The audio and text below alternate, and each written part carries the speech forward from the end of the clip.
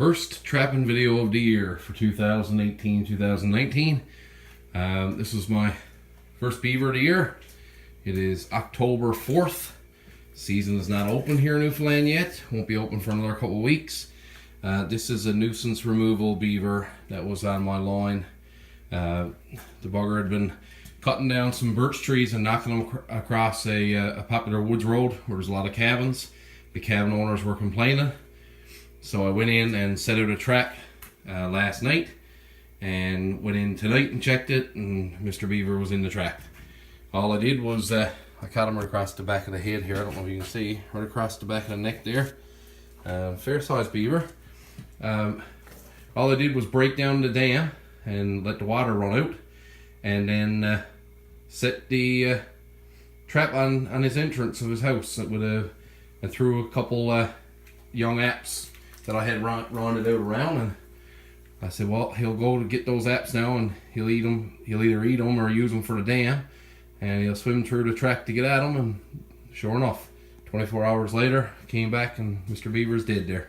So he was the only one on that small lodge that was there. So I don't like taking them before the season because they're not primed out yet. This one's got he's longer than the one I caught last year before the season opened, but still not prime, of course.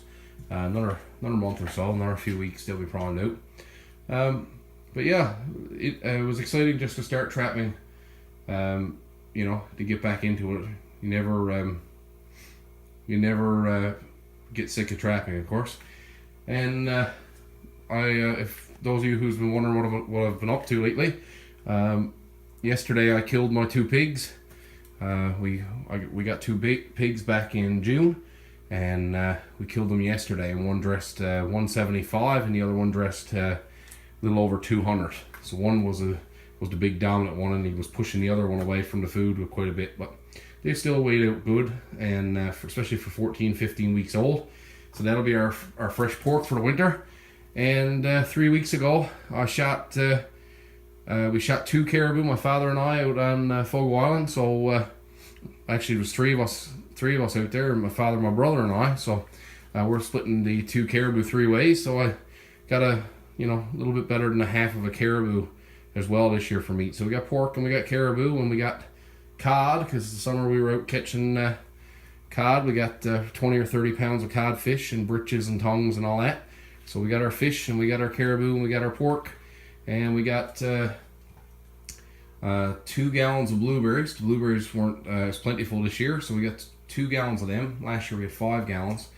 And we've got 4 gallons of partridge berries so far, so we got our berries too. And we also harvested from our garden. We've got sugar snap peas, potatoes, carrots. We've not a whole lot, but enough to last us probably a couple months. And we've also got family members who've got beets and cabbages and turnip and stuff, so we got a few things from them as well. So we're hoping to try to get more and more self-sufficient. And we've got 20 hens this year. We've expanded our hens from 12 to 20.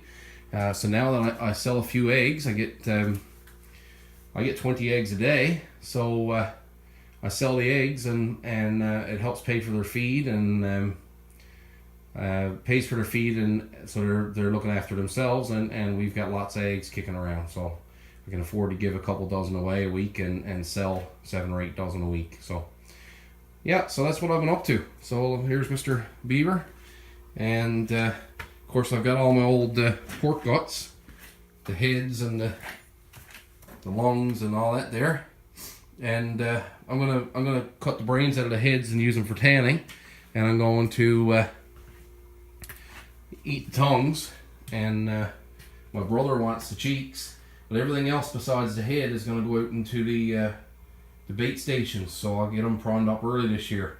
Last year I had some bait set out just before the season, and I had a hit before the season even started, so I knew there was a coyote kicking around there. So I'm hoping to do that again this year.